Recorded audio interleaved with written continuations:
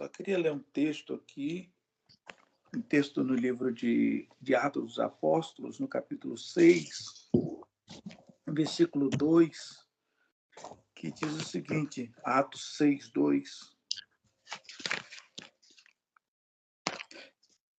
que diz, em razão disso, os 12 convocaram a multidão dos discípulos e disseram, não faz sentido que deixemos a palavra de Deus e sirvamos a mesa. Portanto, irmãos, escolhei dentre vós 7 homens de boa reputação, cheios do Espírito Santo, cheios de sabedoria, os quais é, que cheguemos, entregamos, encarregamos desse serviço.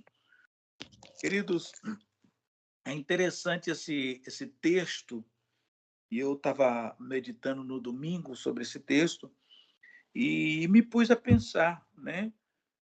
E veio agora o Espírito Santo no meio do povo, o povo foi cheio do Espírito Santo, o povo foi agraciado pela graça do poder do Espírito, e todos queriam servir, todos queriam pregar, todos queriam levar o evangelho, estava todo mundo assim, naquele fogo, né, do Espírito Santo. Só que alguém começou a perguntar, gente, é, não é justo que todo mundo saia para pregar, e quem vai cuidar dos órfãos da viúva, vai servir a mesa aqui na igreja? Se todo mundo sai, quem fica? Aí eles fizeram o quê? Separaram 7 homens, cheios de sabedoria, cheios do Espírito Santo, e aqui está dizendo que esses homens, eles tinham uma boa reputação na sociedade, e foram separados esses homens para fazer isso. Foram separados os primeiros diáconos na igreja, para cuidar da manutenção específica do templo. Só, queridos, que eu estava lendo esse texto e imaginando, Deus, ele escolhe pessoas para fazer a obra dele na terra. Deus escolhe a mim, escolhe a você, Deus escolhe cada um de nós para fazer a vontade dele na terra. Jesus não errou quando escolheu Judas, que o trairia. Jesus não errou quando escolheu Pedro, que o negaria. Deus não errou quando escolheu Davi, o homem segundo o coração dele.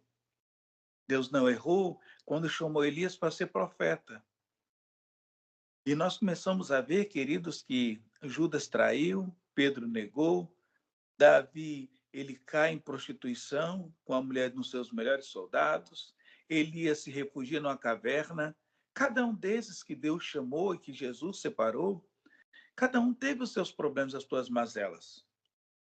Mas Deus nunca errou, e Jesus nunca errou em chamar esses homens. Eu acredito que quando o próprio Deus chamou, esses homens se enquadravam, eram homens de boa reputação, eram homens que estavam cheios do Espírito Santo, apesar de o Espírito Santo não ser manifesto de forma corpórea no Velho Testamento, mas já existia a ação do Espírito Santo, e esses homens estavam todos cheios. A diferença, queridos, não é quem o Senhor chama, mas como nós vamos nos portar quando o Senhor nos chamar. A diferença, queridos, não é quem o Senhor chama, mas qual a decisão que cada um de nós vamos tomar quando o Senhor nos chamar. Hoje nós vemos muitos pregadores de nomes e renomes, homens usados por Deus no poder, na graça, na unção, no Espírito. Glória a Deus por isso. Mas eu começo a ver, queridos, que muitos envergonham o Evangelho de Cristo. Na verdade, não envergonham o Evangelho, envergonham eles mesmos, mas querem também colocar a vergonha no Evangelho. Mas fulano de tal não pregava, não falava em língua, não sapateava, não usava, era usado em revelação, mas ele se deixou levar. Ele não é alguém que não foi escolhido por Deus, foi escolhido pelo Senhor.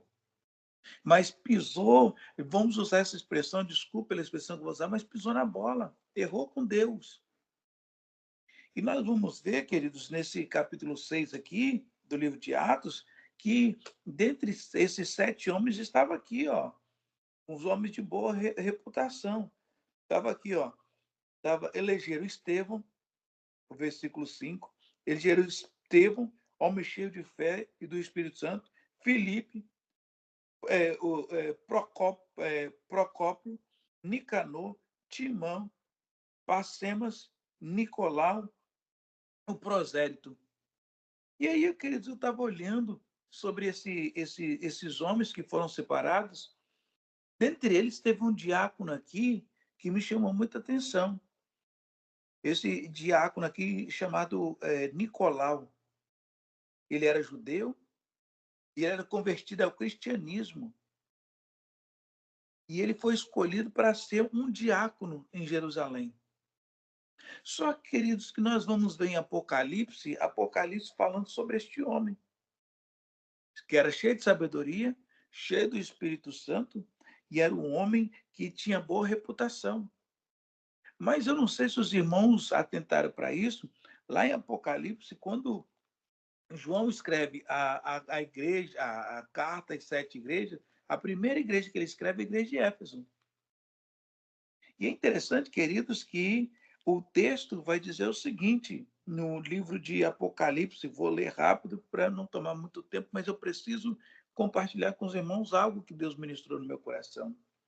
O livro de Apocalipse, no capítulo 2, diz, escreve o anjo da igreja em Éfeso. Assim diz aquele que tem as 7 estrelas na mão direita e anda no meio dos 7 candelabros de ouro. Conheço as tuas obras e o teu trabalho, a tua perseverança. Sei que não suporta os maus e que puseste à prova os que se dizem apóstolos, mas não são. E descobriste que são mentirosos. Tens perseverado, sofreste por causa do meu nome e não te desanimaste. Tenho, porém, contra ti e falo de que deixastes o primeiro amor. Lembra, pois, onde caíste, arrepende e volta à prática das primeiras obras. Olha o que a gente vê aqui agora, Nicolaías. Mas tens ao teu favor que odeia as obras do Nicolás, o qual também odeio. E ele vem, queridos, e vai falar sobre, sabe quem? Sobre o Nicolau, aquele que era um cheio do Espírito Santo, era um homem versátil. Mas sabe o que eu vejo aqui, queridos, que eu aprendo aqui nesse texto? É que ele começou a levantar uma seita no meio dos judeus. Começou a ter alguns tipos de feitiçaria, alguns tipos de seita no meio. Imagine, queridos, o homem foi separado, foi um homem cheio do Espírito Santo, um homem cheio tinha doutrina, um homem de boa aparência, de boa fama.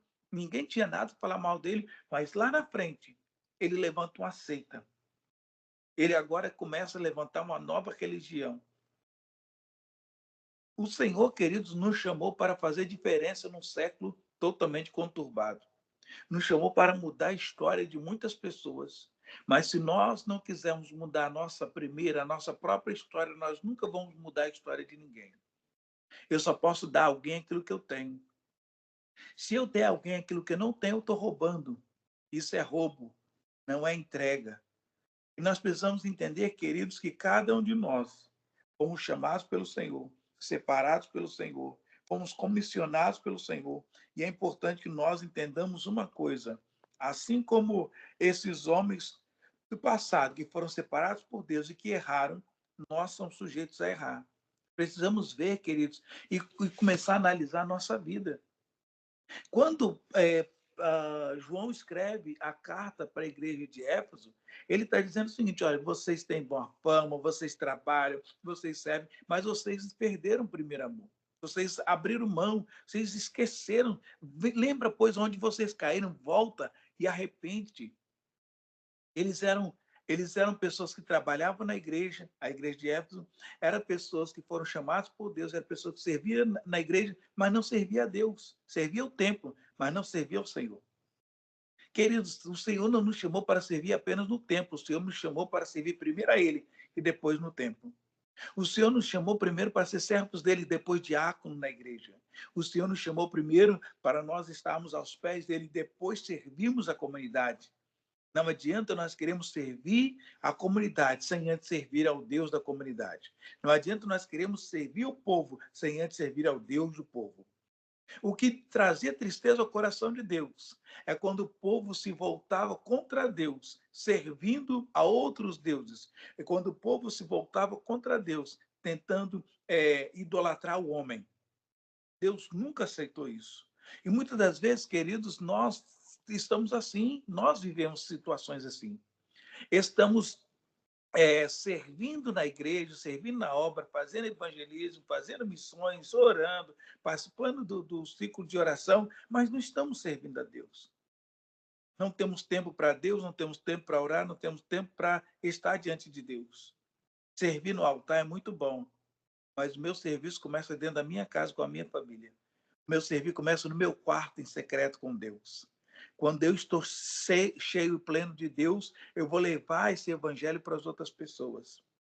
Quando eu falo, queridos, e quando nós olhamos, arremetamos a vida desses homens que eu citei, e principalmente do Nicolais, que depois ele se junta e se torna uma seita dos nicolaítas, que persegue agora a igreja de Éfeso, e que a igreja de Éfeso bate fechado contra eles por causa da doutrina, por causa das mentiras que ele tem contra, que ele quer se levantar contra. Nós vemos hoje, queridos, pessoas que serviram ao Senhor no passado e que hoje abrem igreja e pregam um evangelho totalmente distorcido do evangelho de Cristo. São pessoas que são dignas de pena, de dó e de intercessão, mas são pessoas que abandonaram o primeiro amor, abandonaram o próprio Deus, abandonaram as primeiras obras. Precisamos ter cuidado para que o próximo da fila não seja nós, com os nossos achismos, com as nossas ignorâncias, com aquilo que nós achamos ser o certo, quando a Bíblia diz que é errado. Estava vendo uma determinada pessoa falando que, meus queridos, para quem sabe ler, para quem entende a palavra, para quem aprende de Deus, a gente entende o que a Bíblia quer dizer. E, queridos, mas se nós deixarmos, não é nada, nós vamos acabar sendo levados por uma doutrina errada, uma doutrina de demônios. Eu não estou dizendo que eles são demônios. Estou dizendo que a seita que eles adequam são de demônios. E Deus pode libertar esses homens, essas mulheres que querem viver a prática, abandonando o costume. Mas são causas e são culturas que nós precisamos ter cuidado. Precisamos ter cuidado, queridos, porque nós estamos vivendo um tempo muito desafiador. Estamos vivendo um tempo em que poucas pessoas estão usando a Bíblia física, as pessoas agora estão usando celular, as pessoas agora estão usando tablet. Não se folheia mais a Bíblia. Hoje em dia, dificilmente acha um jovem que sabe abrir e achar o livro de Naum, de Obadias, de Jonas, de Miqueias, porque não sabe nem se está na Bíblia esse livro, porque está acostumado só a digitar no dedo. Estamos vivendo um tempo, queridos, o qual a inteligência artificial. Fiquei sabendo, eu estou falando que eu estou atrasado demais, gente. Fiquei esses dias boquiaberto quando a menina me disse que a inteligência artificial, se só por um clique, ela monta toda uma mensagem, você só coloca o tema da mensagem e ela te dá toda a mensagem pronta. Ninguém quer ler a Bíblia, ninguém quer preparar esboço, ninguém quer pagar preço no monte, ninguém quer pagar preço de oração. Deus me revela uma palavra para a igreja, Deus me traz uma palavra para ministrar na igreja. Não, é só lá digitar com 2 cliques, eu já tenho a mensagem, não preciso nem ler a Bíblia, não preciso buscar Deus, porque a inteligência artificial faz isso por mim. Precisamos ter cuidado, porque o Senhor está procurando homens de boa ação, de boas atitudes. Está procurando homens e mulheres cheios do Espírito Santo. Está procurando homens e mulheres que falem a verdade de Cristo Jesus. Precisamos, queridos, entender que Deus não se enganou quando me chamou, Deus não se enganou quando te chamou. Deus tinha certeza que ele estava chamando.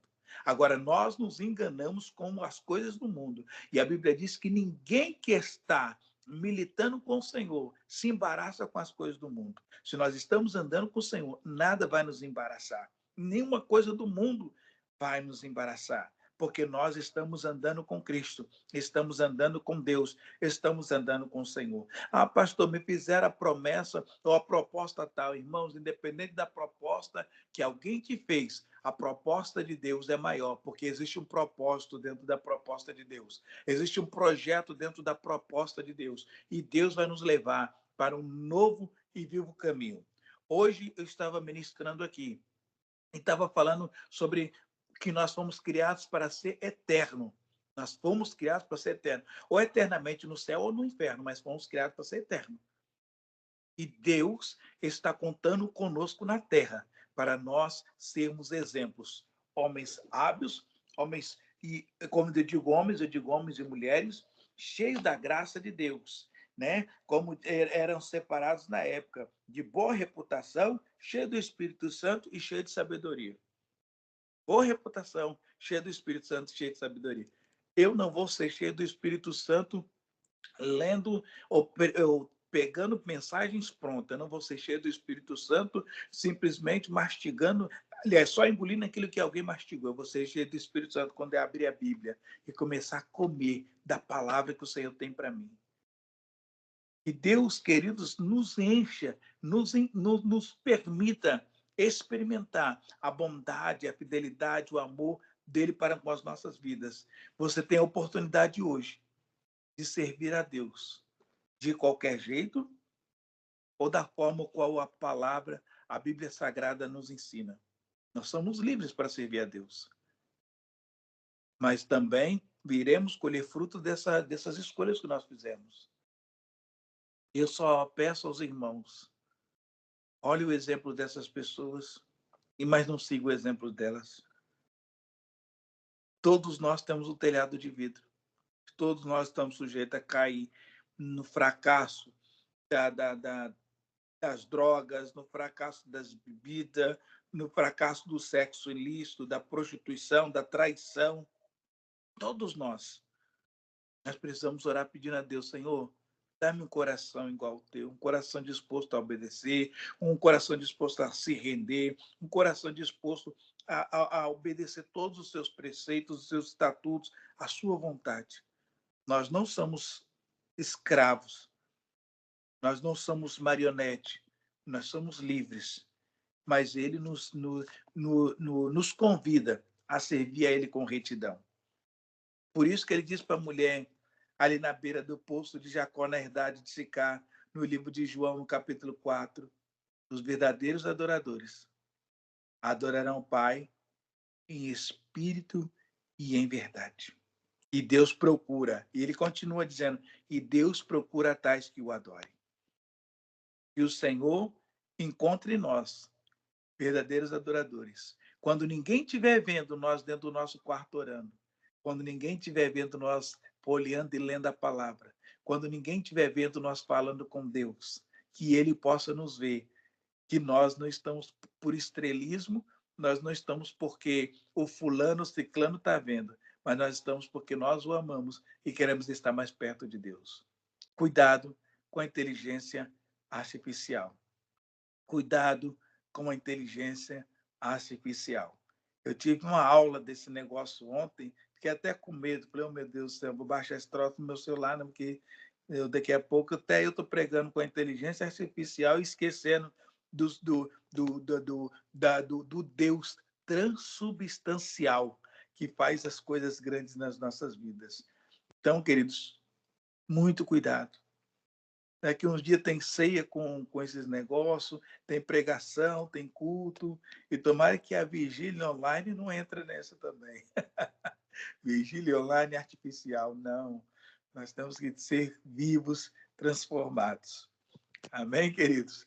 Eu quero pedir perdão aos irmãos pela demora de entrar. Tentei resumir rapidamente aqui também, para não ser enfadonho, mas quero louvar a Deus pela vida do irmão Glauber, né? Aí para vocês também já está tarde aí, já vai dar 11 horas. Para mim aqui já é 2h21 da manhã, eu me batendo aqui para tentar entrar. Então, se para vocês está tarde, imagina para mim. Mas é um prazer estar com vocês, sempre bom estar com vocês. E que Deus abençoe a vida de cada um dos irmãos e que eu oro para que essa mensagem alcance o seu coração.